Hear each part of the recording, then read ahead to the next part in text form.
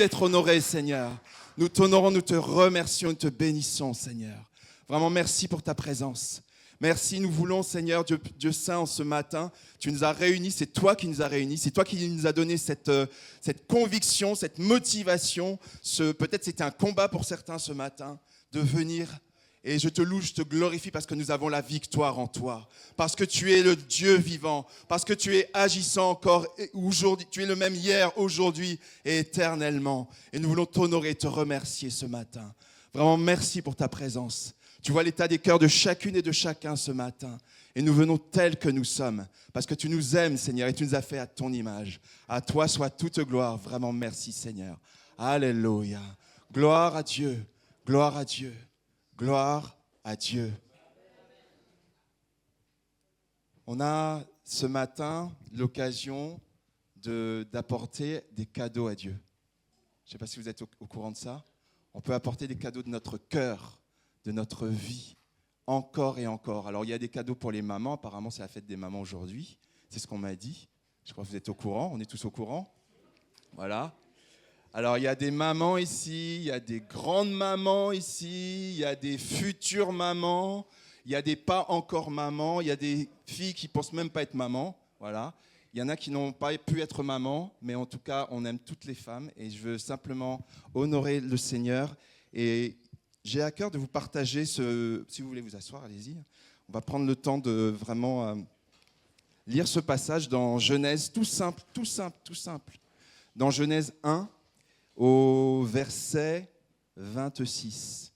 À la création, quand Dieu a créé l'univers, quand il a créé la lumière, quand il a créé certainement des êtres de toute nature, à un moment, Dieu dit, Dieu dit, Genèse 1, 26, « Faisons les hommes de sorte qu'ils soient notre image », c'est Dieu qui parle. Faisons les hommes de sorte qu'ils soient notre image, qu'ils nous ressemblent, qu'ils dominent sur les poissons de la mer, sur les oiseaux du ciel, sur les bestiaux, sur toute la terre et sur tous les reptiles et les insectes. Faisons les hommes de sorte qu'ils soient à notre image, qu'ils nous ressemblent. Ça veut dire que dans la création, quand tu as créé l'homme et la femme, eh ben, la femme qu'on honore ce matin, elle est aussi à l'image de Dieu. C'est une partie de l'image de Dieu. Okay ? Ça ne veut pas dire que Dieu est féminin, ça ne veut pas dire qu'il est masculin, c'est que c'est une partie de l'image de Dieu. Voilà.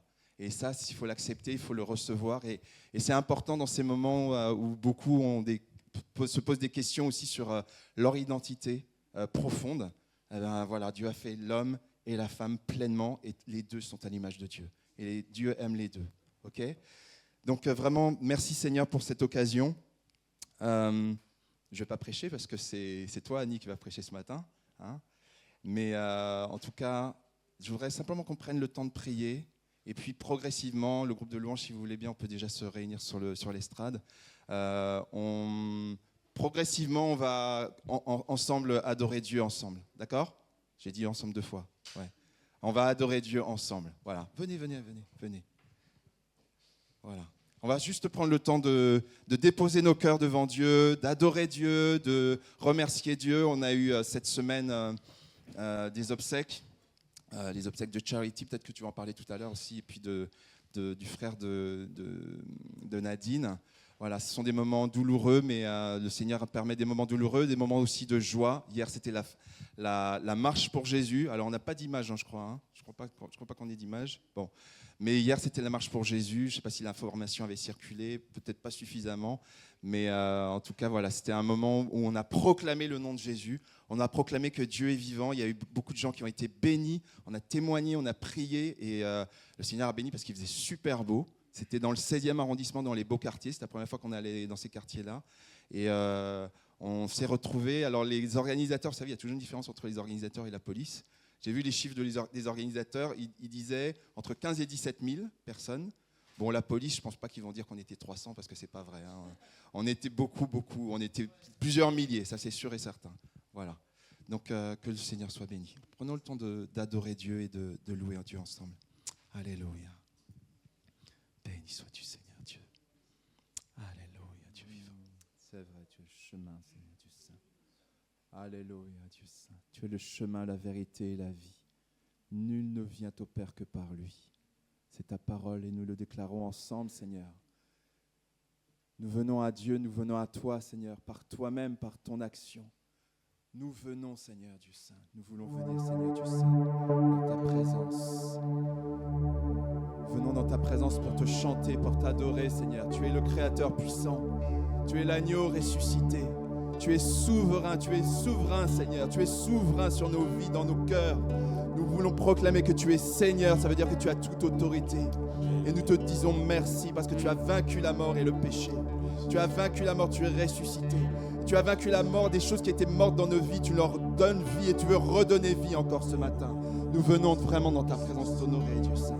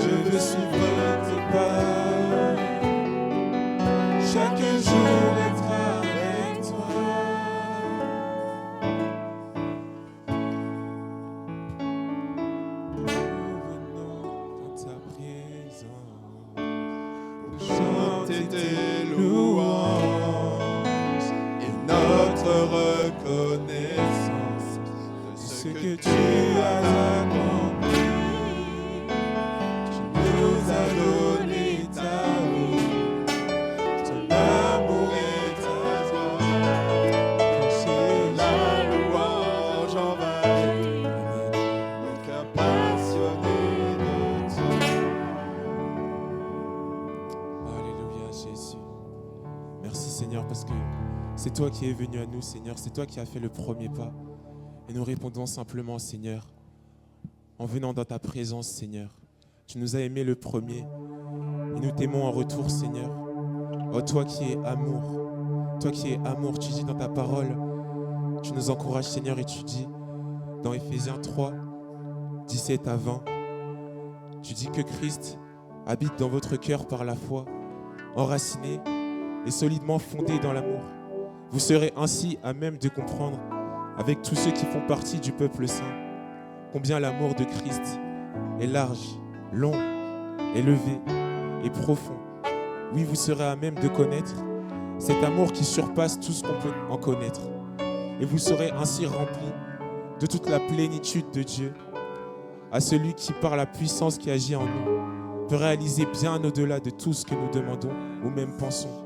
À lui soit la gloire dans l'Église et en Jésus-Christ, pour toutes les générations et pour l'éternité. Amen. Amen, Jésus. Oh oui, tu es cet amour, ce Dieu d'amour qui est venu nous chercher lorsque nous étions dans la boue du péché, Seigneur. Et tu as porté nos fardeaux, Seigneur. Alors ce matin, nous voulons chanter ton amour. Alléluia. Hey, amour, aussi pur qu'un diamant. Amour, qui porte mon fardeau.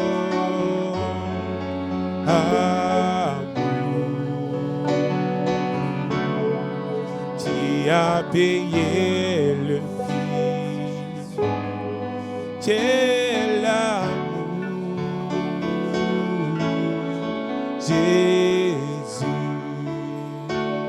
Amour, amour, qui calme mes prières, qui calme mes prières. Amour, amour, il remplit tout mon cœur, qui remplit tout mon cœur. Amour, chemin de sainteté, chemin de sainteté. Oh, quel amour, quel amour, quel amour, Jésus, Jésus. Amour, amour, aimé de l'éternité, et de l'éternité. Amour.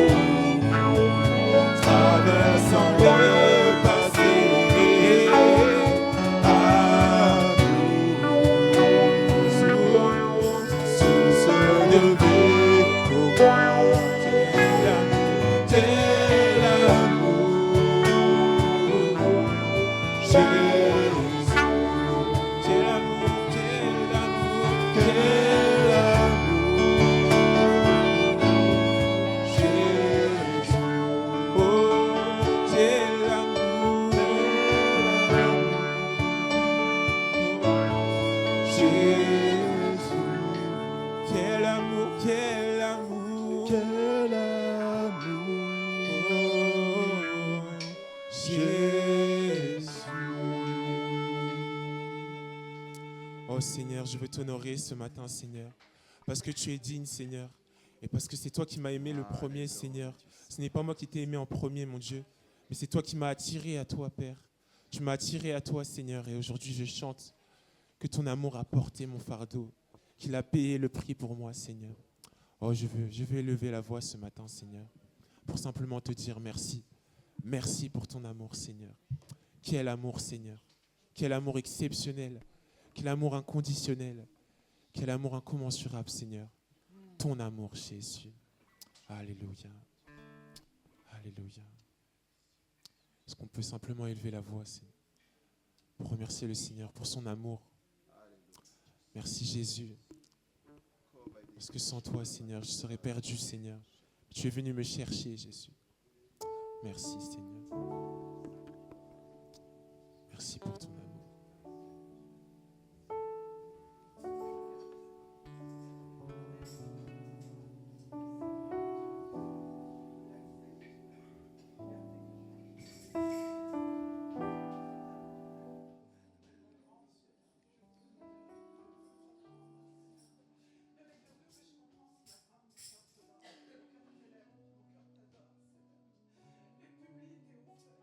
Amen, amen.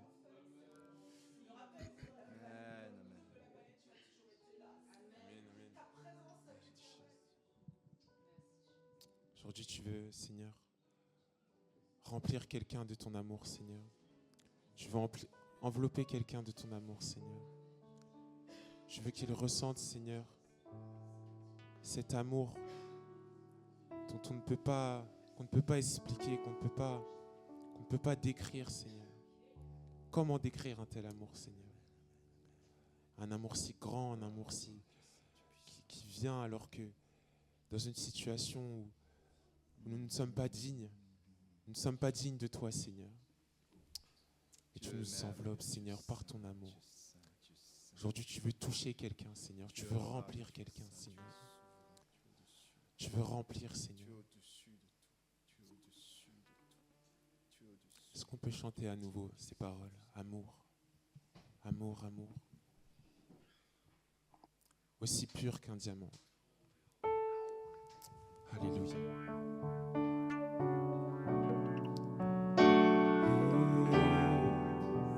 Oh Seigneur, viens toucher, Seigneur.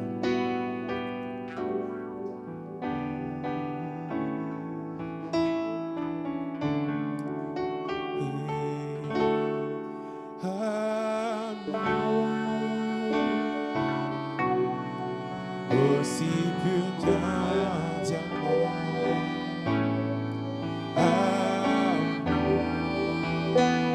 qui porte mon fardeau,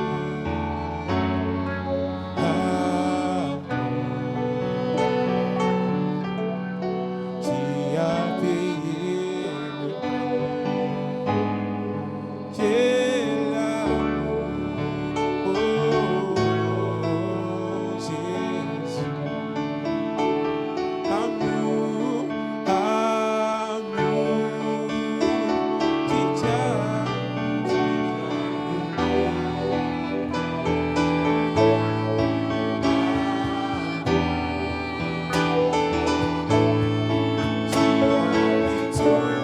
on vient remplir un cœur, Seigneur.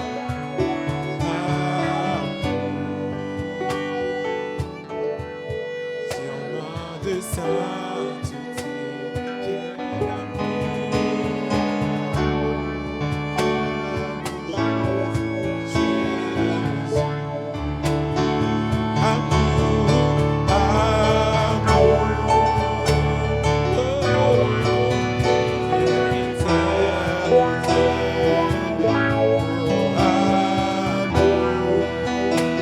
traversant le passé, ton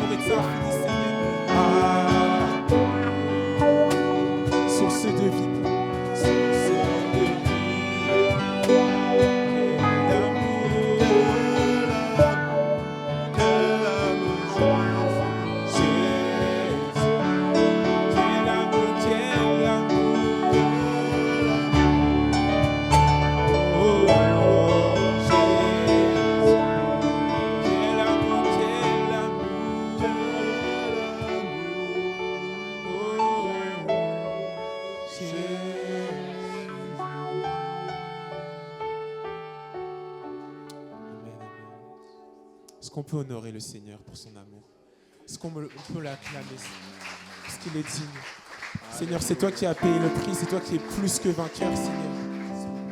C'est devant toi que nous voulons nous prosterner ce matin, Seigneur. Parce que tu en es digne, Seigneur. À toi la gloire. À toi la gloire, Jésus. Nous voici, Seigneur.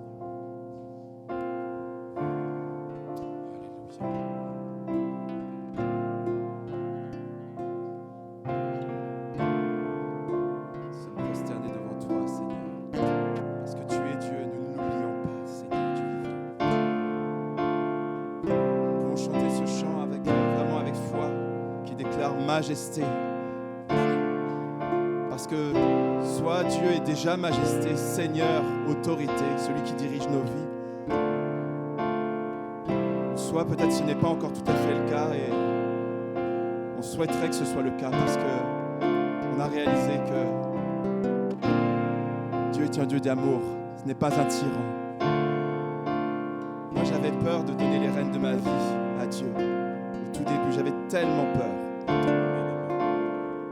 Mais rapidement, le Seigneur m'a montré, comme à plusieurs d'entre nous ici, tous même je pense,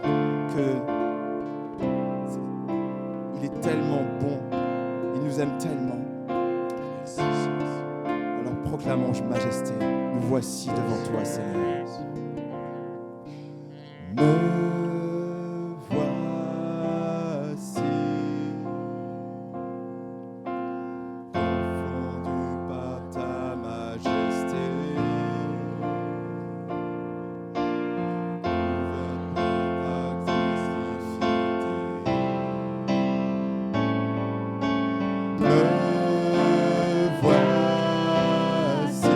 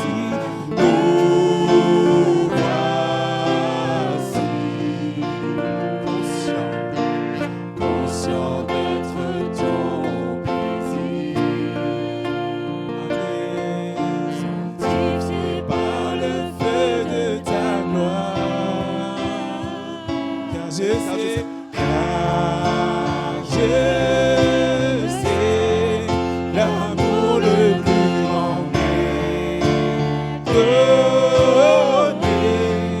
Tu as offert ta vie, le plus grand sacrifice.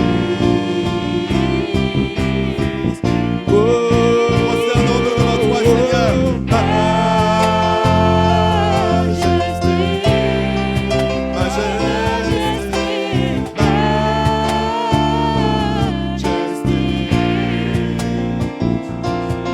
Ta grâce m'a trouvé tel que je suis.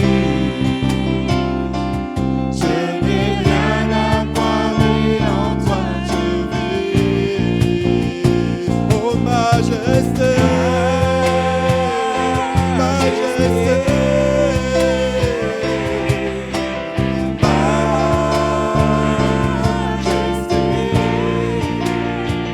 par ton amour, Ton amour, je suis transformé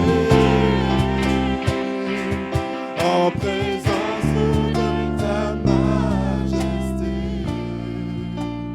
oui je te Célèbre et je me prosterne. Je veux proclamer ta majesté. En toi tout n'est que grâce, tout est admirable. Dieu, tu es si grand et bon. oui je te célèbre, Oui, je te célèbre et je me prosterne. nous prosternons, nous abandonnons Seigneur mon Dieu notre volonté à toi. Te bénissons Seigneur parce que tu es au-dessus de tout. En toi tout n'est que grâce, tout est admirable. Dieu, tu es si grand et bon pour moi. Seigneur, Toi, la lumière qui a vu nos ténèbres, ouvre mes yeux, je veux voir grâce et beauté que mon cœur adore. Mon âme s'inspire après toi. encore une fois, Toi, la lumière qui a vu nos ténèbres, ouvre les yeux, je veux voir grâce et beauté que mon cœur adore. Mon âme soupire après toi. Oui, je te célèbre et je me prosterne. Je veux proclamer ta majesté. En toi tout n'est que grâce. alléluia, Tout est admirable. Dieu, tu es si grand et bon pour moi.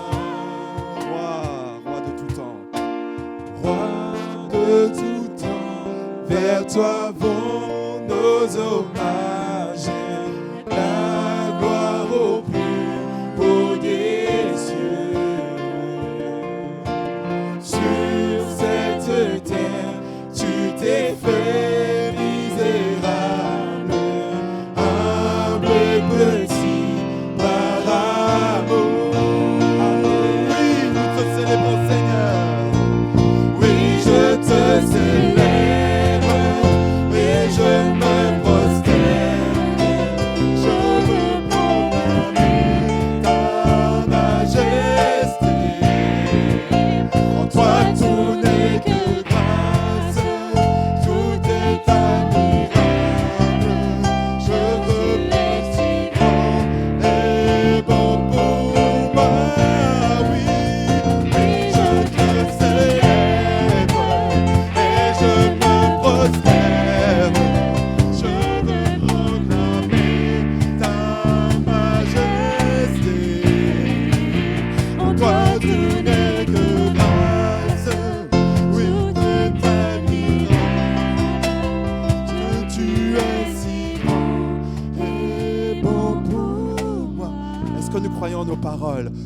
que nous croyons ce que nous chantons? Est-ce que nous croyons chaque mot de ce que nous chantons? Si nous ne le croyons pas, si nous ne le réalisons pas, demandons au Saint-Esprit de nous révéler ces choses, d'ouvrir les yeux de notre esprit à ces choses que nous proclamons. Parce que Dieu, c'est un Dieu de majesté, c'est un Dieu de grâce. Peut-être que nos circonstances veulent nous dire autre chose, mais nous voulons, mais vraiment réclamons au Saint-Esprit d'ouvrir nos yeux. Parce que Dieu est un Dieu de grâce. Il est bon, il est grand, il est glorieux. Ensemble, juste nos voix sans instrument. Oui, je te célèbre et je me prosterne. Dieu veut proclamer ta majesté. En toi tout n'est que grâce, tout est admirable. Dieu, tu es si bon et grand pour moi. Oh oui, oui, je te célèbre et je me prosterne. Dieu, tu proclamer ta majesté. Toi, tout n'est que grâce, tout est admirable. Dieu, tu es si grand et bon pour moi.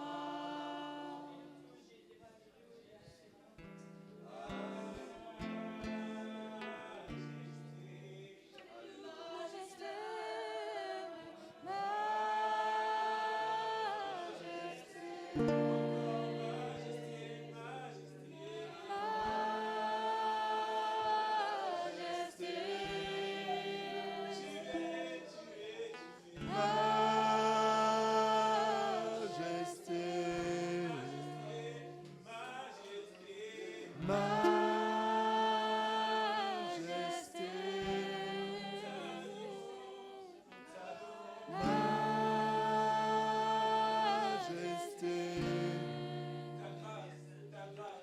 Ta grâce m'a trouvé tel que je suis.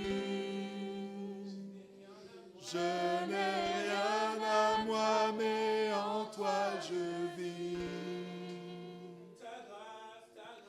Ta grâce m'a trouvé tel que je suis.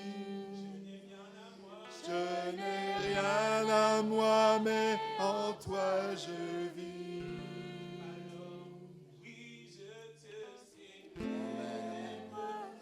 Et je me prosterne, je veux proclamer ta majesté. En toi tout n'est que grâce, tout est admirable. Dieu, tu es si bon et grand pour moi. Alléluia, Dieu saurais jamais le prix de tout ce que tu as subi. Je ne saurais jamais le prix de tout ce que tu as subi. Je ne saurais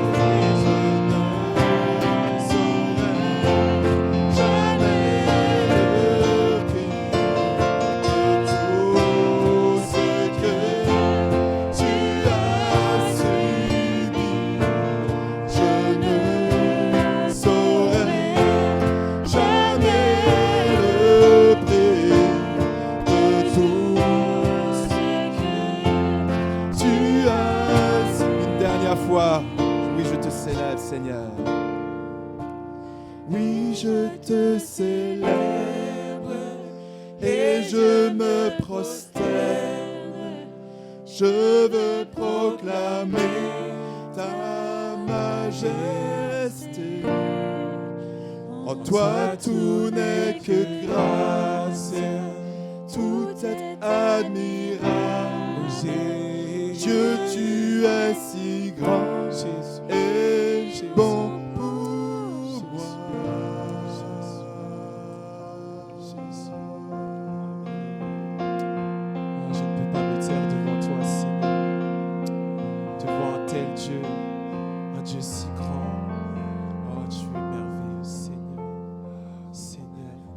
Qui est comme toi, Jésus? Tu parles, Seigneur, tu es là, Seigneur, nous t'adorons. Je t'adore, oh Jésus. T'adorons. Je t'adore, Jésus. Amen. Amen, amen, amen. Amen, amen,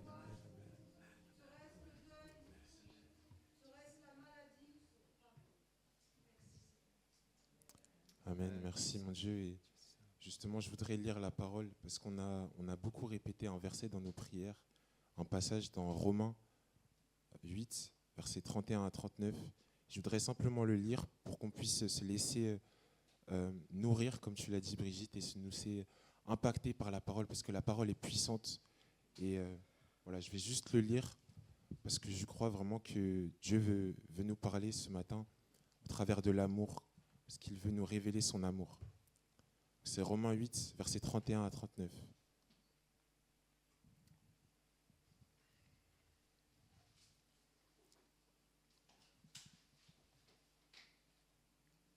Romains 8, versets 31 à 39. Je vais lire. Que dire de plus? Si Dieu est pour nous, qui se lèvera contre nous? Lui qui n'a même pas épargné son propre Fils, mais qui l'a livré pour nous tous. Comment ne nous donnerait-il pas aussi tout avec lui? Qui accusera encore les élus de Dieu? Dieu lui-même les déclare justes. Qui les condamnera? Christ est mort, bien plus. Il est ressuscité. Il est à la droite de Dieu et il intercède pour nous. Amen. Amen. Qu'est-ce qui pourra nous arracher à l'amour de Christ? La détresse ou l'angoisse, la persécution, la faim, la misère, le danger ou l'épée? Car il nous arrive ce que dit l'Écriture. À cause de toi, nous sommes exposés à la mort à longueur de jour. On nous considère comme des moutons destinés à l'abattoir. Mais dans tout cela, nous sommes bien plus que vainqueurs par celui qui nous a aimés. Amen. Oui, j'en ai l'absolue certitude. Ni la mort, ni la vie, ni les anges, ni les dominations, ni le présent, ni l'avenir, ni les puissances, ni ce qui est en haut, ni ce qui est en bas, ni aucune autre créature, rien ne pourra nous arracher à l'amour que Dieu nous a témoigné en Jésus-Christ, notre Seigneur. Amen. Amen. Alléluia. Amen. J'ai juste envie de rendre gloire à Dieu pour ça. Gloire à Dieu. Rendre gloire à Dieu pour son amour. Gloire, Parce que gloire, son gloire, amour est Seigneur. infaillible. Tu es Il est saint. infaillible. Ah, merci. Il est infini. Merci, Dieu merveilleux. Merci, Jésus. Merci, Dieu merveilleux. Merci Seigneur. À toi la gloire, Dieu Saint. Annie, je vais te laisser la place. Non, mais c'est pas pour les femmes, hein, vous inquiétez pas. Je vais sûrement pas prendre ça comme modèle pour les femmes. Ah non, non, non, on n'est pas là. Est-ce que pendant la prédication, Georges, je pourrais te demander d'avoir un micro parce que tu vas circuler, d'accord, à un certain moment. Voilà, ouais. On va être, ou tu donnes un jeune, comme tu veux. Voilà, mais je te dirai. Oui, voilà, je te dirai quand. Alors, avant de commencer, donc c'est la fête des mères, mais je reviens dans quelques minutes là-dessus. Juste quelques nouvelles du week-end de Pentecôte de la semaine dernière. Donc, nous avons été une trentaine à être à Troyes avec un bon groupe de jeunes et des adultes, des familles, donc à Troyes. Donc, on a quelques images qu'on va vous montrer maintenant.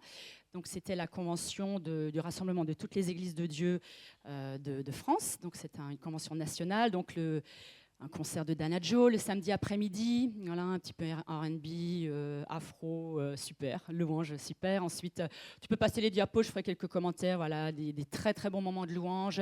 Alors là, on a Philippe à gauche, on a au milieu donc le responsable européen, Europe de l'Ouest, donc Cathy et Christian Swift, qui étaient là pour remercier Christian Merlot, qui est, alors pour vous, à gauche, c'est ça, voilà, et son épouse, sa nouvelle épouse, donc Anna.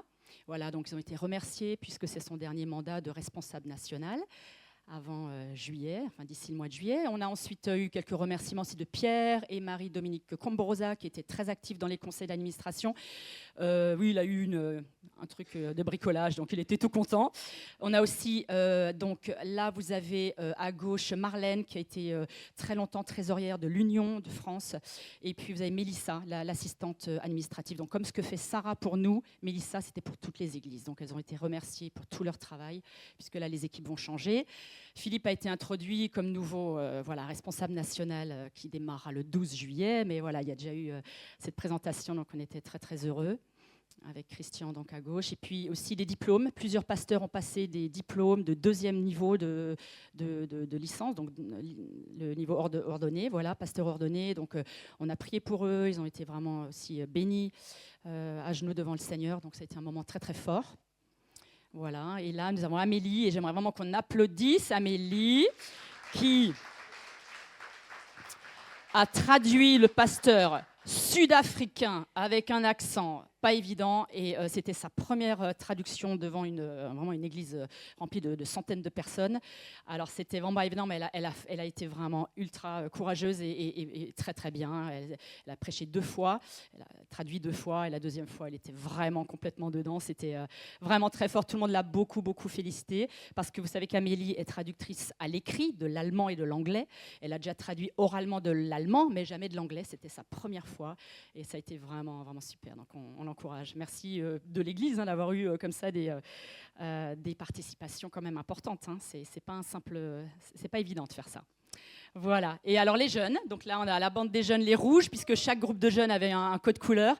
On a les rouges, c'est les nôtres ici, voilà, avec toute la bande joyeuse. Et puis nous avons aussi une autre photo encore. Alors ça c'était dans le culte du matin où il y avait tout le monde. Alors là alors on va avoir 2 petites vidéos. La grande fête, on voit Salomé, on voit Thérence, le T, mais j'étais sur Timothée. Thérence, on voit Anne-Ruth aussi, voilà. Et on met les petites vidéos. On y va pour ça? Alors on va mettre du son, hein, parce que là c'était de la pure folie. Alors c'est pas tout le temps comme ça non plus, hein, voilà, n'ayez pas peur, hein, parce que la prochaine fois vous serez avec nous, hein, 3, hein, quand même. Hein. Voilà. C'était au culte du matin. Alors, ouais, le son n'est pas terrible, mais voilà. Et alors, la flamme olympique avec Philippe. Voilà, il était venu là à l'arrière, et après, il y a la prédication. Et voilà, avec un petit clin d'œil sur les JO 2024 à Paris. Et donc, il avait ramené une flamme. Donc voilà, vous avez le bonjour de Philippe aussi, qui est en province ce week-end. Et voilà, maintenant j'aimerais aussi faire un petit temps. Nous avons aussi cette semaine fait, donc, comme tu l'as dit tout à l'heure, 2 obsèques. Et nous avons, avec le groupe de louanges et Philippe, été aux obsèques de la petite Charity de 6 ans. Voilà, donc juste 2 photos très simples, 3 photos, un magnifique bouquet en cœur. On va un petit peu plus doucement. Là, on a Charity, on a Elisabeth, et sa maman Amanda. Il y avait également, bien sûr, Gabriel et Kevin. Ils étaient magnifiques, en blanc, dignes, extrêmement courageux, vraiment. Il y avait tous les institutrices, toutes les directrices, il y avait beaucoup de monde vraiment non-croyant dans cette église. Ça a été très émouvant, mais ça a été une magnifique cérémonie. Voilà, vraiment magnifique pour un au revoir à Charity, qui est avec le Seigneur, qui se réjouit, qui danse et qui chante avec le Seigneur. Là, c'était son enveloppe qui a été livrée à la terre. Et continuons à prier vraiment pour toute cette famille, vraiment. Continuons à prier pour les enfants, pour qu'il n'y ait pas d'impact majeur, qu'ils grandissent.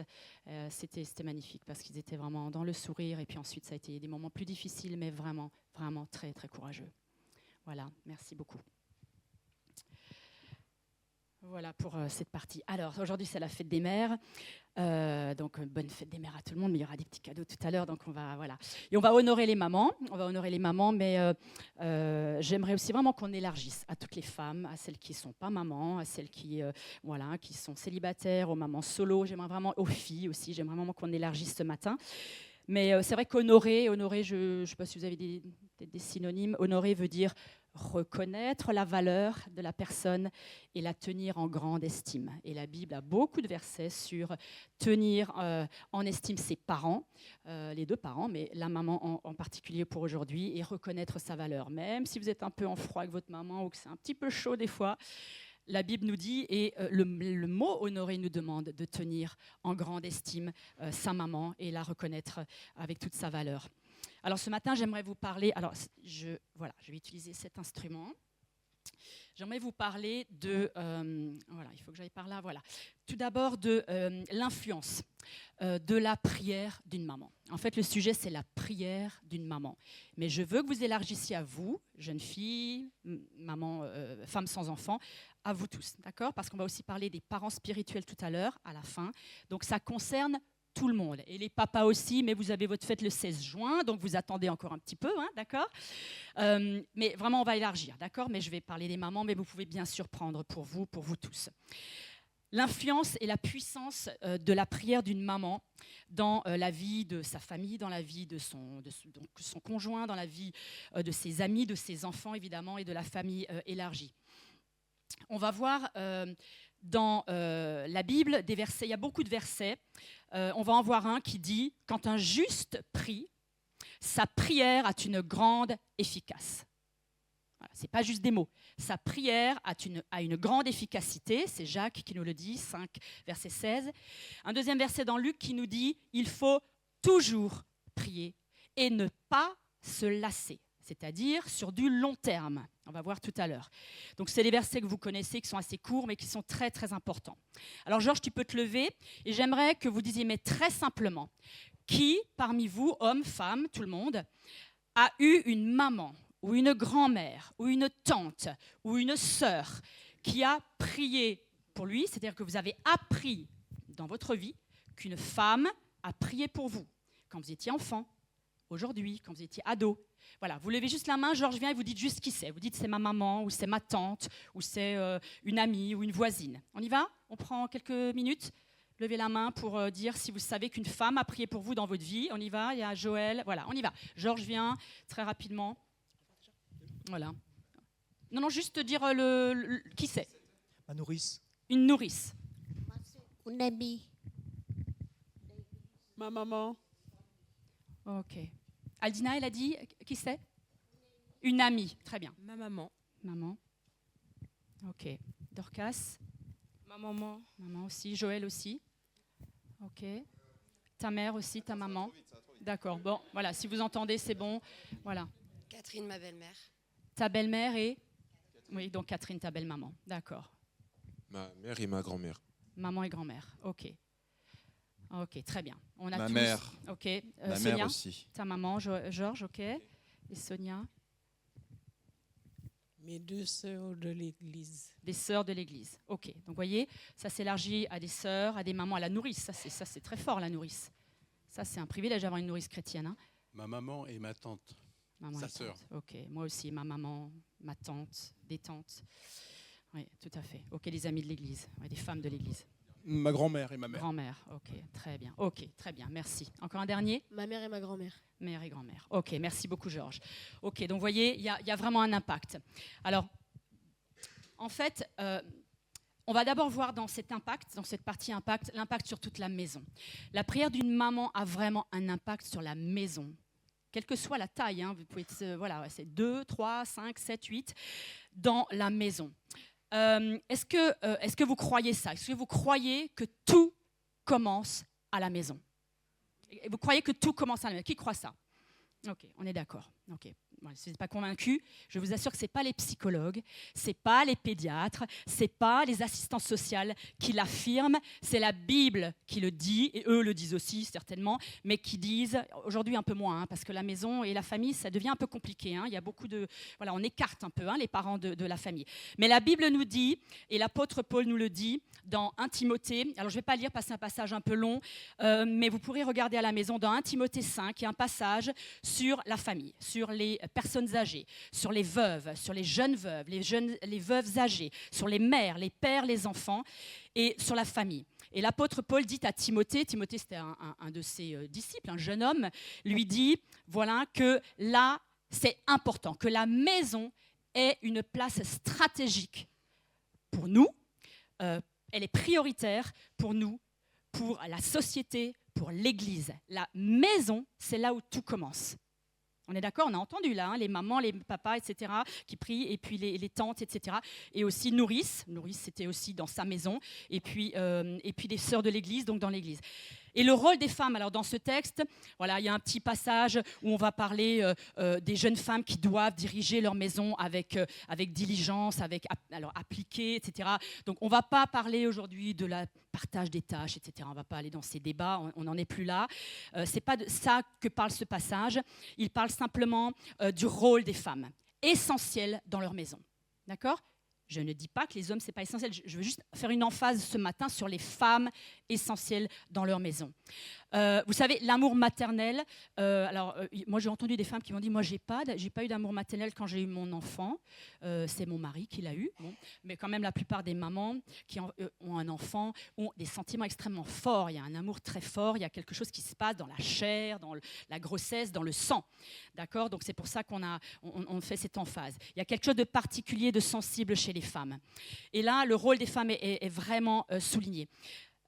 Contrairement à ce que beaucoup pensent aujourd'hui, la maison continue à être stratégiquement et prioritairement là où tout commence.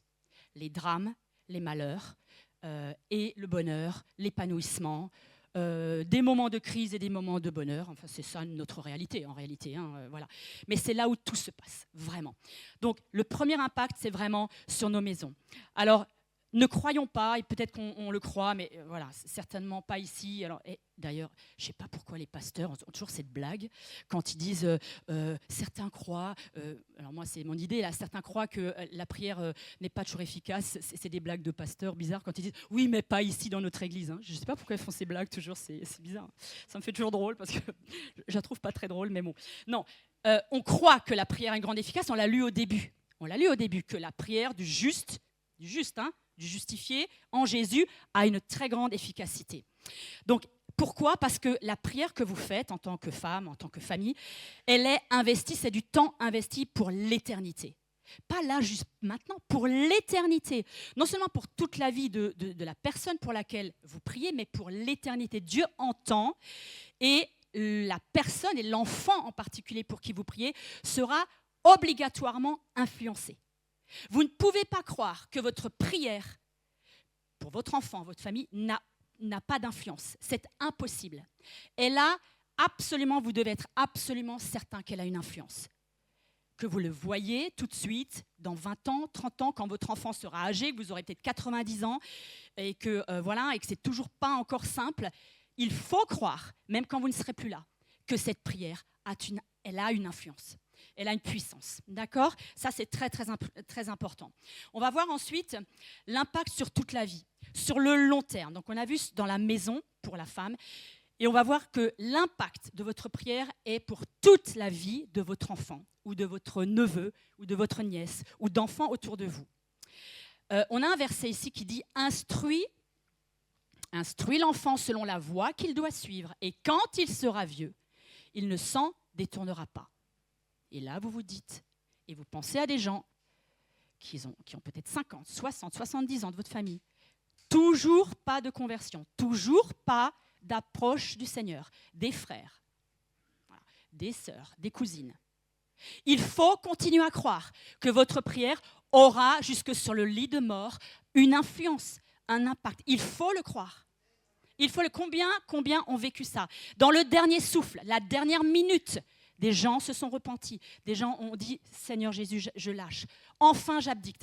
Je veux aller avec toi. » Devant la mort, vous savez, on n'est pas très, très, très fiers. Devant le moment de la mort, je pense que tout le monde, on est dans un passage.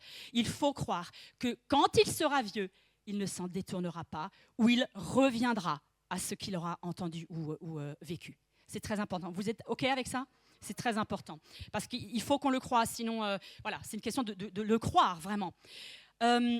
Dans les moments clés, on va voir en bas, donc dans les moments clés de notre vie et également prier de manière spécifique. Vous savez, si le matin je dis « Oh Seigneur, bénis mon enfant, bénis mes filles, merci Seigneur, protège-les, protège-les, protège-les, protège-les, Amen. » Dieu entend cette prière, mais elle est vraiment hyper vague, on est d'accord ? C'est extrêmement vague. C'est Christophe Blum qui disait « Mais arrêtez de répéter ces prières, Dieu le sait déjà. Enfin, Dieu bénit vos enfants de toute façon, il les protège. » Il nous faut donc qu'on ait des prières beaucoup plus spécifiques, précises et à des moments clés. Alors, je vais mélanger les deux idées en prenant quelques exemples et je vais vous donner quelques exemples. Il nous faut prier, et là je parle à toutes les femmes, avant même la conception. Avant même la conception d'un enfant, nous pouvons prier. Qui dans la Bible a prié avant la conception de son enfant ? Anne, on va parler de Anne plusieurs fois. Anne, qui était une femme, et elle était dans le temple, donc ça se passe avant la naissance de Jésus.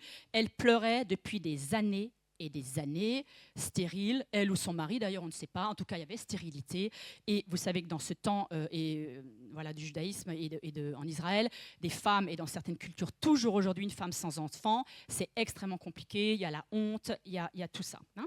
Donc cette femme pleurait, et elle a prié avant même la conception de son enfant, elle a prié des années, et elle a pleuré et pleuré et pleuré encore dans le temple. On va voir une photo avec d'un homme aussi, Hudson Taylor, c'était un missionnaire, peut-être que certains connaissent. Ce missionnaire qui était le premier à aller apporter la parole de Jésus, l'évangile, à l'intérieur de la Chine. La Chine était déjà évangélisée sur les côtes, mais pas à l'intérieur de la Chine, hein, qui est un immense continent, enfin pays-continent.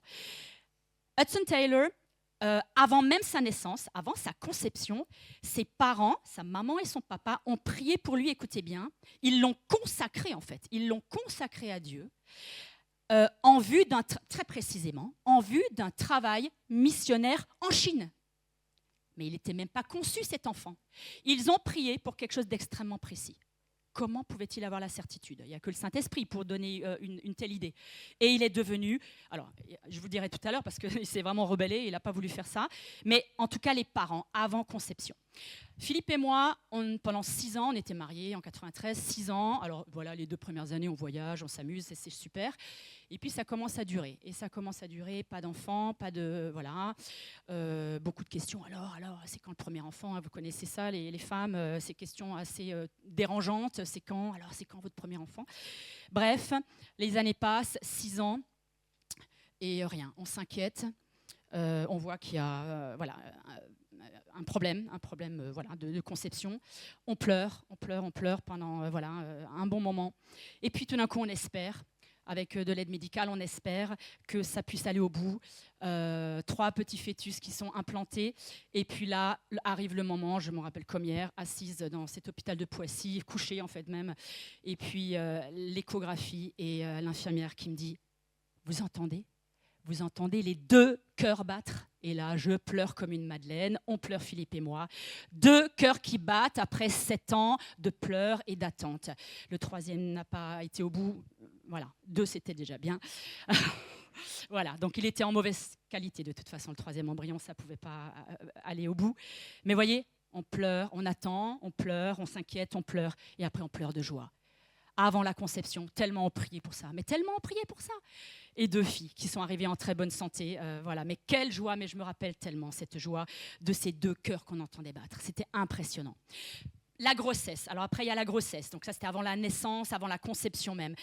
Marie, c'était la maman de qui dans la Bible ? Marie, dans l'Évangile ? La maman de Jésus. Elle, pendant la grossesse, la Bible nous dit qu'elle retenait, même après l'ange qui lui annonce, elle avait peut-être 17 ans, elle retenait toutes les paroles qui étaient là. Tout ce qui, à mon avis, quand elle retenait et qu'elle ressassait ça, elle priait, c'est certain. Vous voyez, les pensées, elle priait. Quand elle attendait Jésus avec vraiment une situation tellement invraisemblable. Et sa cousine, c'était qui sa cousine ? Élisabeth. Et quand elle se voit, donc avec qui dans le ventre ? Jean-Baptiste le cousin, qui est devenu celui qui a annoncé Jésus. Et quand elle se rend compte, qu'est-ce qui se passe dans leur grossesse ? Tressaille de joie, elle sent le bébé qui bouge dans tous les sens. Voilà. Dans la grossesse, il se passe beaucoup de choses. Des fois, c'est compliqué, des fois, ça ne va pas au bout, mais là, on a des exemples. Pendant l'accouchement, dites-moi, juste levez la main, qui a eu un accouchement compliqué, dangereux pour vous, maman, pour votre enfant ou pour les 2 ? Marine, Marlène, Nadège, Sulienne, Aldina, voilà. Et on le connaît d'autres, Carole et puis d'autres, Kate aussi, des grossesses compliquées, voilà, qui finissent vraiment très très mal, en césarienne rapide, voilà, voire vraiment en danger la maman, le bébé ou l'un des 2. La grossesse, ce n'est pas une évidence, d'accord ? Donc, on voit ici que Marie-Élisabeth et vous-même, des gens ont prié pour vous, pour que ça aille au bout. L'accouchement, voilà, les accouchements difficiles, on vient de le voir. Et puis, des accouchements qui se passent très bien. Moi, j'ai bien accouché, c'était top. Mais c'est toujours un miracle. Vous savez, c'est la chose la plus commune du monde, un accouchement. C'est la chose, toutes les secondes, il y a beaucoup d'accouchements. Et en même temps, c'est la chose la plus complexe et dangereuse. C'est quand même étonnant, hein, l'accouchement, la plus simple, la plus naturelle et la plus complexe. Donc priez pour des copines, des amies, des femmes qui sont en grossesse. C'est très important, vraiment, parce qu'il y a beaucoup de fausses couches aussi aujourd'hui, et beaucoup de détresse avec ça. Voilà, ou pour l'handicap aussi. L'handicap, voilà, c'est quelque chose à porter. La vie du bébé, alors la vie du bébé, on sait, hein, voilà, il y a plein de choses qui se passent, alors on prie, alors vraiment priez pour les vies des bébés, des tout petits bébés, parce que, voilà, il y a des maladies. Nous, on était là, 15 jours, elles avaient les 2 filles, 15 jours, 2 semaines, culte bondé, avec Dany Dabricot, encore tous ces gens qui sont partis entre-temps aux Antilles ailleurs, un culte rempli, présentation de nos 2 filles à Jésus. Vous voyez, la fête, hein, barbecue et tout derrière. Présentation de nos 2 filles. On a fini à 12h30 aux urgences de Pontoise parce que 2 sœurs m'ont dit « Annie, il faut aller aux urgences avec Louise. Elle va mal. » Elle était complètement livide, toute jaune. On a fini aux urgences et on est passé devant chez les Dabricot qui ont fini en réunion de prière au lieu du barbecue à intercéder pour cet enfant parce qu'elle avait une méningite bactérienne à 15 jours. On était là, on venait de prier pour qu'elle soit bénie. J'ai rien compris, j'ai pleuré pendant 2 jours. Seigneur, on met 7 ans pour avoir ces enfants, on les présente le jour du mois de juin et on finit à l'hôpital avec une enfant. Quand l'infirmière nous a vus, elle a couru prendre l'enfant. Ponction lombaire directe. Et on a dû attendre 24 heures pour savoir si elle aurait des séquelles et si elle allait survivre. J'ai rien compris. J'ai pleuré 2 jours. Et le Seigneur a fait grâce. Il y a eu un antibiotique et elle s'est remise. On ne comprend pas, mais Dieu est bon. Dieu est bon. Il aurait pu la reprendre. Et on aurait dû accepter ça comme cela concourt au bien de ceux qui aiment Dieu. Mais waouh, quelle complication. Charity. On ne comprend rien. Ça n'est pas humainement envisageable. On est d'accord, ce n'est pas l'ordre des choses. Mais c'est comme ça. Alors Dieu bénit, des fois Dieu reprend. On a vraiment besoin de sa grâce. Alors prions aussi pour l'épanouissement de l'enfant, voilà, pour qu'il se sente en sécurité, qu'il y ait un sentiment de sécurité en lui, de confiance en lui. C'est très important, voilà. C'est important de prier pour la vie du bébé.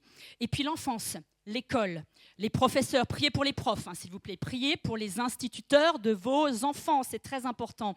Priez pour leur apprentissage, qu'ils se développent en autonomie, etc. C'est très important qu'ils aiment partager, que votre enfant aime partager, qu'il aime aller à l'école. Il y a tellement d'enfants. Hier, j'étais à la fête du Petit Prince. Hein. Vous savez, l'école Maranatha, l'école du Petit Prince qui a fêté les 10 ans. Des enfants, waouh, top, vraiment complètement épanouis. La source aussi. Voilà, on ne s'est pas vu, Brigitte, mais j'étais là jusqu'à 19h. Ouais, c'était une énorme fête. Moi, au lycée, je vous assure, j'en vois tellement qui viennent la boule au ventre devant la grille du lycée et qui repartent. Ils sont en première, ils sont en terminale. La boule au ventre. Ils n'aiment plus l'école. Ils n'ont plus envie d'aller à l'école. Beaucoup. Certains sont heureux, mais beaucoup sont angoissés, malheureux. L'école est une vraie difficulté. Priez pour vos enfants, priez pour l'école, pour les professeurs, pour les directeurs. Faites même le tour des fois. Priez, c'est vraiment possible. Priez pour que l'enfant donne aussi sa vie très tôt à Jésus. Priez pour vos petites. Sarah, pour les petits, qu'ils donnent très tôt leur vie à Jésus. Nous, on était dans une tente de gens du voyage. Louise et Clara avaient 3 ans. Il y a eu un appel. Louise s'est approchée parce qu'elle était malade, elle avait un problème, je ne sais plus ce que c'était exactement à la main. Elle s'est approchée, elle a donné son cœur à Jésus. Elle avait 3 ans dans une tente de gitans. Je vous assure, c'était incroyable. Je crois qu'il y avait pasteur Nono. Elle avait 3 ans. Et quand on priait avec elle, quand elle avait 4-5 ans, elle disait « Mais tu sais, maman, moi j'ai donné déjà mon cœur à Jésus. » Vous voyez, parce que moi, des fois, je revenais dessus, mais j'ai déjà donné, moi. Et elle me dit, tu sais, moi, tout ce que je prie, le Seigneur, il m'exauce. Hein. Oh, c'était incroyable. 3 ans, elle avait. C'était incroyable, ce culte. C'était vraiment incroyable. Voilà. Prie aussi pour que les enfants, donc en tant que maman et parents, qu'ils développent des qualités divines. L'honnêteté, la patience, la maîtrise de soi, la compassion. Mais là, par contre, il faut aussi que nous, on puisse le manifester en tant que parents, d'accord ? Donc, prions pour nous aussi, pour que, ce qui n'est pas toujours le cas, que nous aussi, nous puissions manifester le caractère de Jésus à nos enfants. L'adolescence, alors là, c'est un moment un petit peu plus difficile. Et là, je vais revenir sur Taylor. Donc, cet homme-là, il s'est rebellé contre son père. Quand il était ado, il s'est rebellé contre son père. Il était né donc au 19e siècle. Il ne voulait rien entendre. Et en fait, c'est ça, à ce moment-là, sa mère et sa sœur qui ont commencé à prier sans cesse pour lui, sans cesse, pour que se réalise ce que les parents avaient reçu en tant que missionnaires en Chine. Et puis, voilà, la situation s'est retournée. Donc l'adolescence, on sait que ce n'est pas une évidence. Hein. Il y a des moments de révolte, il y a des enfants qui ne font pas de crise d'adolescence, mais il y en a qui en font. Et puis c'est normal, hein, qu'ils remettent en question ce que nous, les parents, on propose, là où on les emmène. Donc il y a des fois des moments où on dit non, mais là, j'ai plus envie, j'ai besoin de réfléchir à ma propre position. Les influences des copains, des copines de collège, lycée, les premières relations amoureuses, les amitiés. Priez pour les amis de vos enfants, mais nommez-les, hein, nommez-les. Chloé, voilà, enfin, je vais pas nommer toutes les copines de Clara parce que je vais pas l'indisposer, mais nommez les copines, les copains de vos amis, enfin, des amis de vos enfants ou leurs relations amoureuses. Il faut absolument prier pour eux. Très important, mais précisément pour leurs parents, d'accord, pour leurs parents. Clara a eu une copine, son papa a eu un cancer, on priait pour le papa à la maison. Il faut prier pour les familles, c'est très important.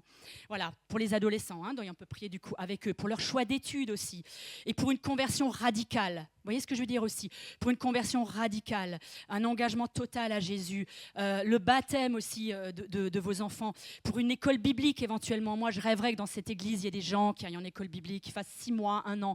Il faut que nous prions aussi en tant qu'église pour que nos enfants se disent, là, je fais une pause, je vais aller à l'école biblique, je vais aller à GEM, je vais aller en Allemagne ou au Québec ou quelque part faire une formation biblique. Ça change la vie. Ça change la vie de nos jeunes, vraiment. Ou un retour aussi d'un fils prodigue, un retour à Jésus, d'accord? C'est très important. Donc voilà. Moi, ça m'est arrivé plusieurs fois dans les temps d'adolescence des filles, de me retrouver la nuit, d'être réveillée et puis je me mettais à genoux devant la porte de l'une ou de l'autre. Ça dépendait des moments et des enjeux que je sentais. Il y avait des défis très importants. Et je passais vraiment un bout de ma nuit derrière la porte, hein, je n'ouvrais pas, j'étais derrière la porte à genoux et je priais, je mettais la main sur la porte et je priais pour l'une ou l'autre. Je savais qu'il y avait des défis, je savais qu'il y avait des choses importantes qui se passaient à l'école ou dans leurs relations. Il faut prier pour les enfants, la nuit, le jour, faites comme vous voulez, mais il faut le faire. Vous n'êtes pas obligé de leur dire, mais priez vraiment pour eux, priez pour eux, ou pour vos petits-fils, hein, voilà, j'élargis. On a ici, on va avoir un verset voilà, qui dit « Mon fils, n'oublie pas l'éducation que je t'ai donnée et que ton cœur retiennent mes préceptes. Car, et là il y a une promesse, écoutez bien, ils rallongeront tes jours et ajouteront des années à la durée de ta vie. Que l'amour et la fidélité ne te fassent jamais défaut. » Dans les proverbes, il y a des perles qui sont sur la famille et les enfants. On va voir maintenant un autre impact. C'est prier sans cesse. Donc on a vu l'impact sur toute une vie, à long terme, jusqu'à l'âge avancé, l'impact dans la famille, dans la maison. Prier sans cesse. Alors écoutez, c'est vrai que dans un emploi du temps de maman, mais même de papa, prier sans cesse, là, c'est un peu compliqué. Hein. Vous allez me dire, mais là, moi, je ne sais pas où mettre ça. Où est-ce que je mets ça? C'est 1 Thessaloniciens qui nous dit ça, chapitre 5, verset 17. Prier sans cesse. Quand est-ce que je prie dans mon emploi du temps de maman? Quand je travaille ou même si je suis mère au foyer? Quand? Comment je fais pour ne pas répéter ces prières vagues et tout le temps les mêmes? Comment je fais? Comment je fais et quand je le fais? Alors, on va voir ici quelque chose de très important. C'est déjà là. C'est que l'idéal, qui n'enlève pas le fait d'avoir des temps dédiés pour prier, le matin, le soir, de façon isolée, seule pour vos enfants, pour votre famille. Mais l'idéal, quand je dis l'idéal, c'est ce qui est le plus naturel, c'est d'intégrer vos prières et ne pas les séparer de toute votre journée, du matin au soir et de la nuit. Les intégrer totalement de façon complètement naturelle. Et comment on peut faire ça? On peut faire ça en conversant avec Dieu, en allant emmener les enfants à l'école, en remerciant. Voilà, merci pour ma fille voilà, qui a réussi ses études ou qui redouble. Merci parce qu'elle peut redoubler. Merci pour mon enfant. Remercier. Pleurer. Des soupirs inexprimables, on va le voir tout à l'heure. Chanter. Vous changez les paroles des chants. Hein. Au lieu de mettre « il », vous mettez le nom de votre enfant. Oui, vous mettez le nom de votre enfant dans un chant, dans une louange, vous intercédez, vous tournez autour de l'école. Combien de fois ça m'a pris au lycée de tourner autour du lycée dans des pauses pour prier tous mes 1800 élèves du lycée Pissarro. Ce n'est pas mes enfants, hein, mais c'est un peu mes enfants de cœur. Je tourne et je prie pour tous ces 1800 élèves-là. Vous Voyez, vous tournez autour de l'école de vos enfants, juste une petite balade, et vous priez pour l'école, vous priez pour les maîtresses. Vous pouvez marcher, vous pouvez écrire une prière. Si vous n'avez pas le temps, vous prenez vite un petit truc au milieu des haricots et des patates, et vous écrivez une prière et vous revenez dessus plus tard. Si vous avez une pensée, vous priez en langue pour vos enfants.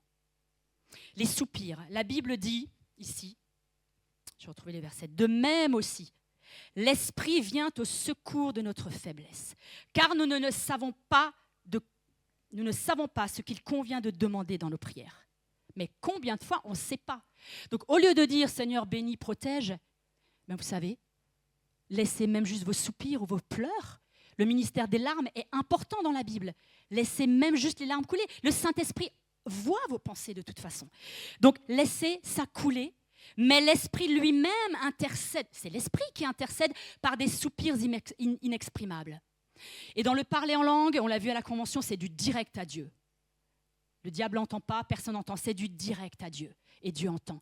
Donc, si vous parlez en langue ou demandez au Seigneur de vous donner ce parler en langue, vous pouvez du coup directement intercéder, prier ou louer, directement vers Dieu. Et le Saint-Esprit prend le relais. C'est quand même pas incroyable ça, franchement, quand on ne sait plus quoi prier. Des fois, on ne sait plus, franchement, on ne sait plus. Eh bien, alors, ne disons rien, pleurons, réfléchissons, marchons et louons, et Dieu sait faire. Dieu sait faire. C'est vraiment important.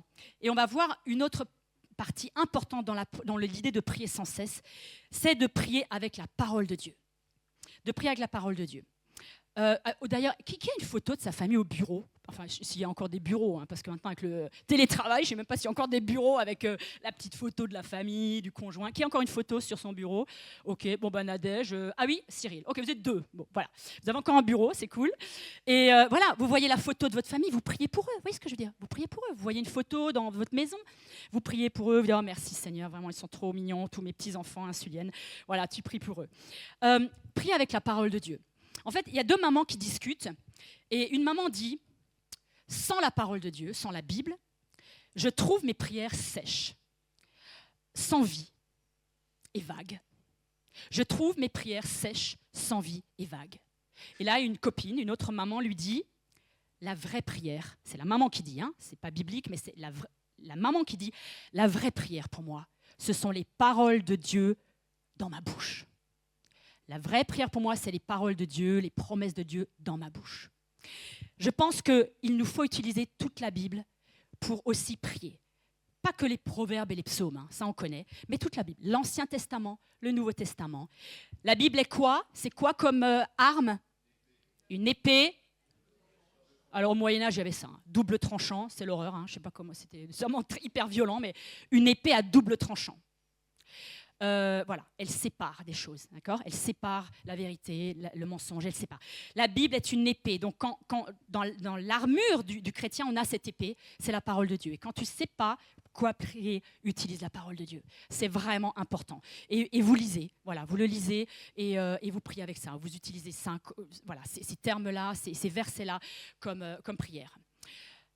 Alors, on va voir une autre partie. On a dit que quand on prie pour ses enfants ou pour sa famille, on intègre la prière dans la vie quotidienne. C'est plus facile, hein, sans enlever ces temps à part. On ne les oppose pas. On va voir aussi comment prier seul. Bien sûr, je peux prier seul pour ma famille, mes filles. Alors c'est là que j'utilise ça, Nathan, merci. Alors j'ai lu une anecdote. Il y a une maman, alors c'était au XVIIe siècle. Hein. Alors, en fait, c'est la maman d'un grand revivaliste, d'un pasteur qui est devenu, mais je ne sais plus lequel. Je suis désolée, j'ai plus retrouvé hier soir. Cette maman avait 12 enfants. 12 enfants. OK? Elle était bien sûr mère au foyer et elle ne trouvait pas de temps pour prier. Enfin, c'était de la folie. Et donc, quand cette maman, alors je vais tenter de mimer, hein, quand cette maman se retrouvait comme ça, je le fais juste et je vous dis après pourquoi. Quand cette maman se trouvait comme ça, ça vous imaginez, c'est le fourneau, hein, le fourneau à bois, donc qu'il fallait en plus remplir, voilà, c'était pas les trucs électriques hein, ou de l'induction, hein, c'était un fourneau à bois. Il y a le fourneau à bois dans la cuisine.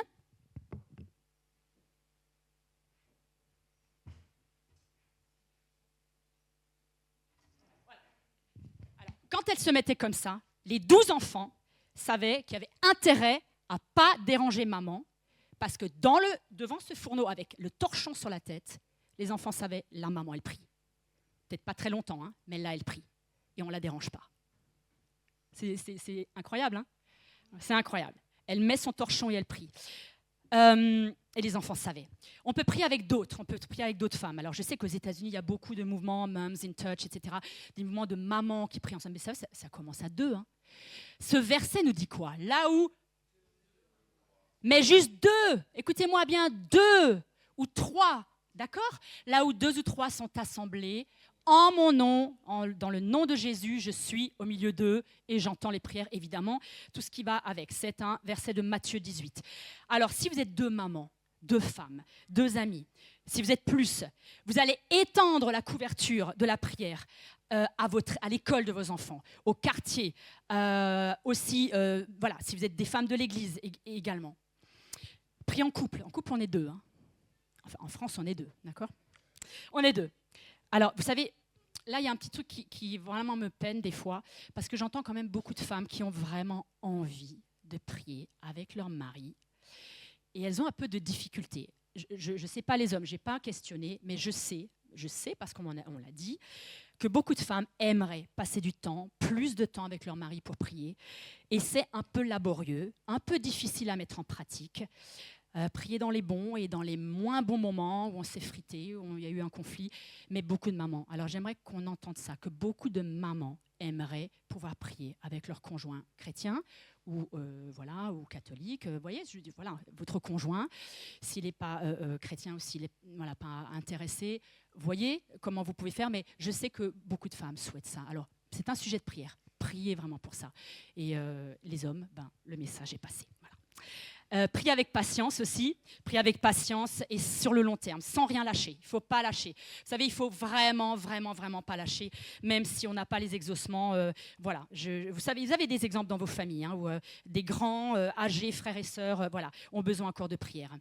On va aussi voir un autre aspect, c'est quand je prie pour mon enfant, je suis moi-même transformée. Quand je prie pour mon enfant, quand je prie pour ma femme même, je suis moi-même transformée. Alors pourquoi ? Parce qu'il ne faut pas oublier de prier pour nous-mêmes et la prière me transforme. Pourquoi ? Parce que quand je prie pour mon enfant, le Seigneur va permettre que je voie mon enfant au travers des yeux du Père. Voilà, nous on voit nos enfants physiquement, leur caractère, tout ce qui se passe à la maison, mais le Père voit l'enfant autrement. Donc il me permet de voir mon enfant avec les yeux du Père. Il me permet de voir, le Saint-Esprit me montre des besoins réels et profonds que je ne vois pas forcément juste de mes yeux. Vous comprenez ? C'est important. Il voit, il va me montrer des besoins réels. Donc je vais prier autrement et je vais être différente avec mon enfant, ou en tout cas, il faut que nous soyons différents avec nos enfants pour connaître des besoins profonds. Ta maman avait témoigné de ça une fois, Sarah, sur une histoire comme ça, où elle n'avait pas compris un besoin profond d'une de tes sœurs et le Seigneur l'a vraiment reprise. Elle avait besoin d'une attention à un moment précis et ta maman n'avait pas voulu faire cet effort qu'elle lui avait demandé et elle a compris après. Je me rappelle très bien de ce témoignage avec Myriam, je crois que c'était. On a besoin aussi d'être inspirés par Dieu, remplis de sa parole, parce que nous sommes les femmes une créature merveilleuse et nos enfants, dans le Proverbe 139, nous dit qu'on est une créature si merveilleuse. Aussi, si on passe par un temps de conflit, des temps de crise avec nos enfants ou même un temps de dépression, il y a un psaume de David, psaume 69, verset 3, où David dit, alors c'est un papa, mais ça peut être une maman, « Dans une boue profonde, je m'enlise, sans point d'appui. Me voici descendu au plus profond des eaux, un fort courant m'emporte. » Il était en dépression, il était en vraie difficulté. Et ce chemin, il est long, il est pénible. Il faut du soutien dans la prière, il faut des sœurs, des amis essentiels pour ce chemin, pour sortir de ce chemin, pour voir de l'horizon, ou si même votre enfant est en dépression, votre enfant est en difficulté, il faut vraiment pouvoir redonner des forces pour soi-même, pour son enfant. Mais il nous faut nous-mêmes être transformés aussi dans ces temps de prière. Et puis avec la joie, vous connaissez ce verset, hein, la joie de l'Éternel est notre force, que vraiment le Seigneur nous donne la joie aussi d'être avec nos enfants, parce que c'est quand même bref. Hein. Nadège, vous fêtez quel âge de Raph bientôt ? 20 ans. Nous, ça va être 23. Non, mais c'est un truc de dingue. Enfin, vous l'avez vu passer ? Pas vraiment, hein, d'accord ? Enfin, si, on l'a vu passer, on a profité, mais je veux dire, ça va quand même très, très vite. Hein. En Nadège, elle est drôle, parce qu'avant même d'avoir les enfants, elle me dit, moi, j'aimerais bien 5 ans entre chaque enfant. 5... Oh, c'est Georges. Désolée, Nadège. 4, ouais, moi je me rappelle de 5. 5 ans, comme ça, j'ai le temps. Chacun est autonome hein, quand il y a l'autre qui arrive, donc ça c'est cool. Et en plus, on profite. 5 ans, oui. Non, pas 4 enfants, Georges. Ah ouais, ok. Bon, on va surveiller ça. Non, 5 ans entre chaque enfant pour que chacun soit autonome quand l'autre arrive, hein, parce que c'est vrai que c'est pas évident.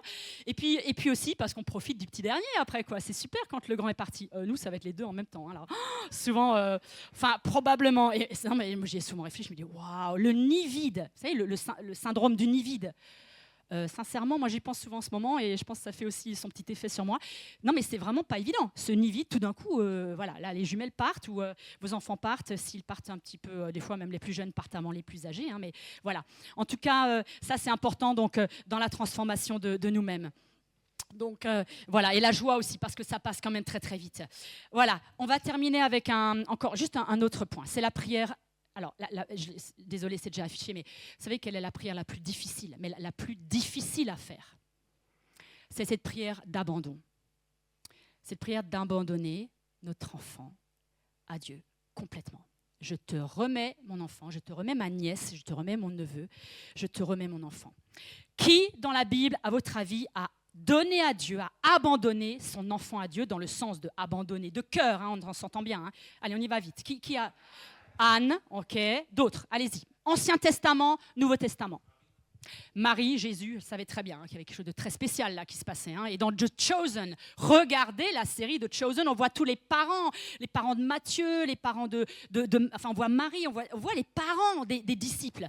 Les mamans des disciples de Jésus, elles ont donné leurs jeunes adultes. Mais ça ne s'est pas toujours bien passé. Hein. Il y a eu des reniements, il y a eu des choses très compliquées. Elles ont dû abandonner, certaines ont suivi de près et de loin, mais elles ont donné leurs fils disciples. Elles l'ont abandonné. D'accord? On a bien sûr Anne, évidemment. Qui d'autre? Samson, Abraham, son fils Isaac. Là, c'est sur le père, évidemment, mais c'est incroyable, l'image de Jésus. Qui d'autre encore? Ancien Testament. Donnez pas de nom, mais quelles mamans, à votre avis, ont abandonné? Moïse?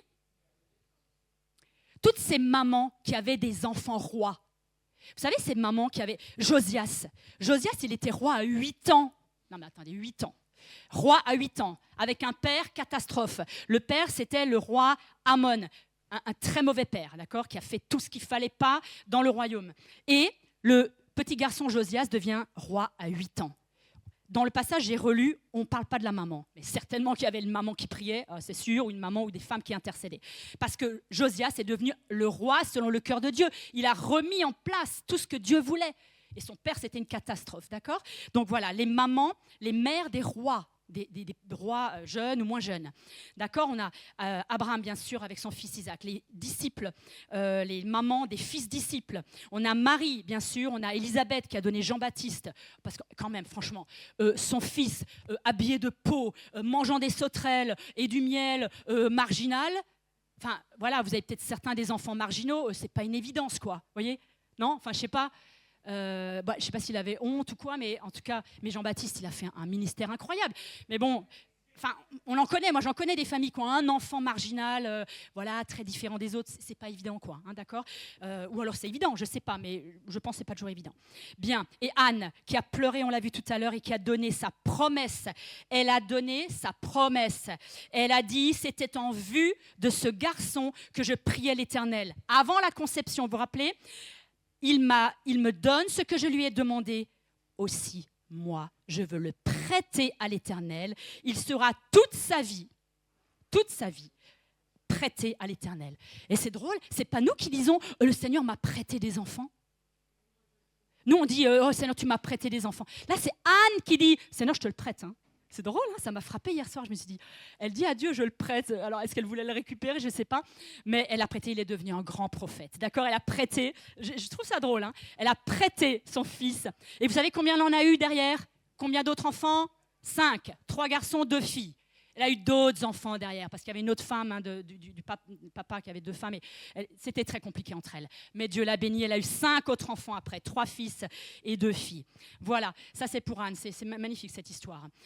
Qui contrôle en fait dans tout ça? Qui contrôle quand on abandonne son enfant à Dieu? On ne contrôle rien, on est d'accord?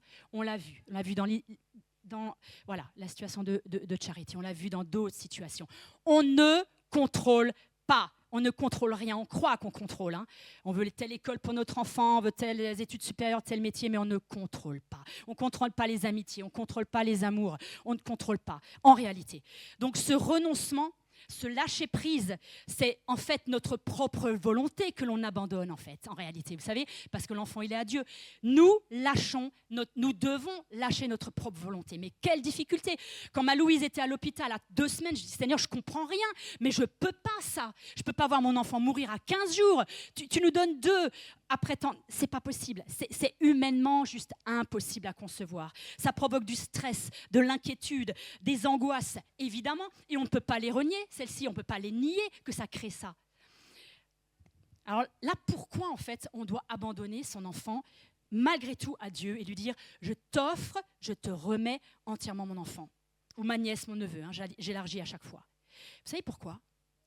Parce que dans la parole de Dieu, on voit que lorsqu'on donne quelque chose ou quelqu'un à Dieu, on ne le retrouve pas forcément. On ne retrouve pas forcément ce qu'on donne à Dieu. L'abandon n'est pas la garantie des résultats que nous attendons. L'abandon de donner, de présenter son enfant à Dieu n'est pas la garantie. N'est pas la garantie de ce que nous avons prévu et attendons. Et ça, c'est vraiment difficile. C'est pour ça que nous devons croire que la prière d'abandon, elle est un des secrets de l'exaucement que Dieu va faire. L'abandon est un secret pour l'exaucement, pour une porte ouverte à la puissance de Dieu, parce que moi, je ne maîtrise rien. C'est une porte ouverte qui est très difficile à ouvrir. Je pense qu'on met peut-être le pied même entre la porte pour essayer de coincer, mais c'est très difficile. Mais on ne retrouve pas forcément. D'accord ? Il y a un verset qui dit que les paroles ne reviennent pas à Dieu sans effet. Nos prières ne reviennent pas sans effet. Mais mon abandon de mon enfant ne garantit pas que ce que j'ai dans ma tête et les projets pour mes jeunes reviennent tels que je le veux. Vous comprenez ? Ça, ce n'est pas évident. Alors, il nous faut vraiment croire que Dieu veille à ma famille, à nos enfants, à nos nièces et nos neveux et aux gens autour de vous mieux que moi je peux le faire. Dieu veille mieux. Ce n'est pas compréhensible dans ce qu'on a vécu ces derniers temps, mais Dieu veille mieux que ce que moi je peux comprendre et savoir. D'accord ? Voilà. Alors maintenant, j'aimerais juste ouvrir encore une dernière chose, c'est que on peut devenir, toi qui n'as pas d'enfants ou qui as déjà des enfants, si tu es célibataire, si tu es parent solo, couple sans enfants, veuf, grand-mère, grand-père, oncle, tante, ami, eh bien tu peux devenir un parent spirituel. Alors vous êtes peut-être les deux, mais vous pouvez devenir un parent spirituel, vous pouvez devenir une maman et un papa spirituel. Moi, je pourrais vraiment citer bien au-delà de mes parents. En fait, mes parents, il y avait de la gêne sur l'accompagnement spirituel. Avec mes 2 parents qui étaient un petit peu plus âgés, moi, je n'aimais pas en fait me confier à eux. Vous voyez, clairement, ce n'était pas du tout naturel, je n'arrivais pas. Moi, je me confiais beaucoup à mes tantes, à une tante en particulier, à mes cousines et à des amis de l'église, à nos responsables de jeunes. Il y avait des couples responsables de jeunes, mais c'est eux qui savaient tout sur nous en fait, hein, ados. Hein. Ce n'est pas mes parents, hein. Moi j'ai beaucoup de mal avec mes parents. Donc en fait, puis c'est normal, hein, il ne faut pas s'inquiéter avec ça. Donc vous pouvez devenir un parent spirituel avec des personnes, avec des jeunes, des moins jeunes, et tisser des liens à vie. Moi, ceux qui ont été Monique, Marguerite, d'autres, Gérard, ils sont à vie, nos parents spirituels. Quand Philippe a été élu surveillant, c'est Monique de Madagascar, la maman de Michael qui viendra, elle a envoyé la première un message à Philippe, un long message, un long texto. Parce que c'est son enfant spirituel, alors qu'elle a eu 4 enfants, dont Michael, c'est son enfant spirituel. Elle dit, mais Philippe, mais quel parcours accompli. Quand je me rappelle, ado, mais complètement fou furieux, à faire vraiment toutes les bêtises possibles dans les colos, boucles d'oreilles, fumée, tout. Mais quel parcours! Surveillant de l'Église de Dieu. Et Philippe a pleuré quand il a vu son message. Elle est une de ses mamans spirituelles. Incroyable, incroyable. Et donc, vous pouvez tisser des liens, vous pouvez encourager. Écoutez, d'abord, on commence par écouter. Écouter, encourager, accompagner, motiver, soutenir, aider concrètement, spirituellement, faire des messages, prier, aider concrètement, accompagner à des endroits, lire la parole, prier avec eux. Vous pouvez faire tout ça avec un enfant spirituel. Et ce n'est pas une question d'âge. Se voir, se balader, prendre un café, être juste simple, vraiment simple, être toi-même et avoir un enfant spirituel, un enfant de cœur et faire ce disciple-là, faire de cet enfant un disciple. Et franchement, je pourrais demander aux uns et aux autres de faire des témoignages. Je suis sûre que vous en auriez. Et du coup, là, vous savez ce que vous faites? Vous accomplissez le commandement de Dieu, qui est de faire des disciples et d'obéir à Jésus. C'est quand même incroyable. Alors, dans cette église, et je vais finir par ça, par 2 questions. Et je vais demander, alors j'aimerais bien, alors, je vais peut-être prendre Olivia. Tout à l'heure, je vais utiliser Olivia. Est-ce que peut-être Francette aussi? Et j'ai besoin d'une 3e personne. Peut-être Maëva, tu vas être à la collation. Peut-être Erika. Vous allez aller derrière chercher les paniers qu'on va distribuer juste après ça, si vous voulez. Mienne juste là. On va prier aussi avant. 2 questions. Quel enfant spirituel vas-tu aimer et aider? J'aimerais que vous priez à la maison, à partir d'aujourd'hui, pour vous dire quelle personne, Seigneur, tu mets dans mon esprit que je pourrais suivre particulièrement. Alors peut-être tout le monde n'aura pas cette pensée, mais quelques-uns, j'aimerais peut-être beaucoup, se dit quelle personne qu'on ne voit pas si souvent, qui est en difficulté, un jeune, un nouveau baptisé, un jeune, un enfant, un parent, pourrait, que je pourrais suivre. 2e question. Quelle personne qui a prié pour toi? Tout à l'heure, vous avez levé la main. La nourrice, la maman, l'oncle. Quelle personne qui a prié pour toi, ou tes enfants ou ta famille, pourrais-tu aujourd'hui remercier? Si tu as son texto, si tu as un WhatsApp, si tu as un coup de téléphone, remercie cette personne. Remercie-la. Elle est peut-être très âgée, elle est peut-être très loin, mais trouvez un moyen de remercier cette personne en ce jour, ça peut être un homme aussi, en ce jour de fête des mères, et remercie cette personne qui a prié pour toi, pour que tu sois là où tu es maintenant et que tu fasses ce parcours. D'accord? 2 questions. Un enfant spirituel, un enfant de cœur et la personne qui a prié pour toi dans ta vie. Vous allez chercher les paniers, on va prier en même temps. Les enfants auront sûrement aussi quelque chose pour vous, il y aura la collation. On va vraiment tous se lever, s'il vous plaît. Tous se lever, on va prier vraiment pour ce que vous allez recevoir. Oui. Ah oui, Brigitte est partie, mais je lui ferai un petit mot. Oui, on va écouter aussi la parole de Dieu par cœur, tout à fait, tout à fait. Tiens, je vais te laisser emmener ça, Erika aussi. Voilà, tout à fait. Je n'ai pas oublié, je le dirai à Brigitte tout à l'heure, je lui ferai un petit mot. Vraiment, on va prier. Est-ce que Nadège, tu peux venir avec moi, s'il te plaît? J'aimerais vraiment que tu pries pour les mamans, mais aussi pour tout ce qu'on a vu, s'il te plaît. Tous ensemble, priez. Mettez des visages dans vos esprits pour prier, voilà, pour ces personnes, pour tout ce qu'on a dit, pour nos écoles, etc. Et Nadège, je te laisse prier. Alléluia. Alléluia, Jésus. Alléluia. Seigneur, c'est une grâce. C'est un privilège que tu nous donnes, Seigneur, de pouvoir être là tous ensemble. Parce que si nous sommes là, c'est qu'il y a quelqu'un qui a été à l'origine. Seigneur, merci. Merci, Seigneur, pour le miracle que nous représentons, Seigneur, parce qu'une naissance est toujours un miracle, est toujours quelque chose de magnifique que tu accomplis, que tu fais, dans des contextes tellement différents, dans des contextes parfois compliqués et difficiles. Mais ta main est là et Seigneur, nous te sommes reconnaissants de pouvoir célébrer la vie de quelqu'un qui nous a donné la vie, Seigneur. Merci Seigneur pour les cœurs que tu consoles aujourd'hui. Merci Seigneur pour la joie aussi que tu mets, Seigneur, pour ta paix. Merci Seigneur de nous donner d'être reconnaissants, Seigneur. Non seulement d'abord envers toi, envers ton œuvre, mais envers ceux et celles qui ont obéi. Envers celles, Seigneur, qui ont porté, envers celles qui ont accompagné, envers celles qui n'ont pas su faire non plus. Aussi, nous les bénissons, Seigneur. Quelles que soient les situations et les contextes, nous voulons te remercier de pouvoir tourner les regards encore vers toi, Seigneur, et bénir ceux qui nous ont bénis. Bénir, bénir encore, bénir ton nom, bénir ton œuvre puissante et merveilleuse, Seigneur mon Dieu. Et merci Seigneur de nous donner aussi, Seigneur, de pouvoir enfanter, que ce soit physiquement, que ce soit spirituellement. Seigneur, que aide-nous à être de ceux et de celles qui impactent les vies et qui portent du fruit pour la gloire de ton nom et de ton nom seul. Merci, Père, pour ta présence. Merci pour ton action. Merci pour ta bénédiction particulière aujourd'hui, en ce jour. Dans le nom de Jésus, je t'ai prié. Amen. Venez à moi, vous tous qui êtes fatigués et chargés, et je vous donnerai du repos. Prenez mon joug sur vous et recevez mes instructions, car je suis doux et humble de cœur, et vous trouverez du repos pour vos âmes. Matthieu 11, versets 28 et 29.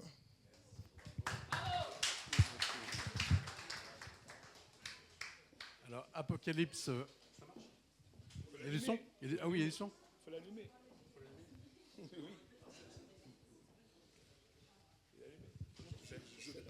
Ouais. Alors, un verset que j'aime beaucoup, parmi les préférés que je lis dans la Bible. Apocalypse 21, verset 4. Il essuiera toute larme de nos yeux, la mort ne sera plus, il n'y aura plus ni deuil, ni plainte, ni souffrance, les choses anciennes seront passées. J'ai choisi un texte qui va vous rappeler ce qu'Annie a prêché ce matin. C'est « On t'a fait connaître aux hommes ce qui est bien. Ce que l'Éternel demande de toi, c'est que tu pratiques la justice, que tu aimes la miséricorde et que tu marches humblement avec ton Dieu. » C'est Michée 6, 8. Seigneur, je te remercie pour ces moments qu'on a pu passer ensemble. Je te demande de bénir chaque maman physique, spirituelle, celles qui aspirent à être maman, Seigneur, celles qui ont vécu des deuils dans leur vie de maman. Je te demande vraiment de venir restaurer les familles, Seigneur, en ce jour si particulier. Merci parce que cette fête de maman nous rappelle aussi que tu es pour nous, Seigneur, comme une mère qui prend soin de nous, qui nous aime, qui nous enveloppe de son amour et qui est prêt à tout pour nous, Seigneur Jésus. Merci pour ton sacrifice, pour ton amour. Je te demande de raccompagner chacun chez soi, à bon port, dans sa famille. Merci pour ta présence dans notre vie, Seigneur, au quotidien. Que nos regards puissent être tournés vers toi à chaque instant, Seigneur Jésus. Amen. Bonne semaine.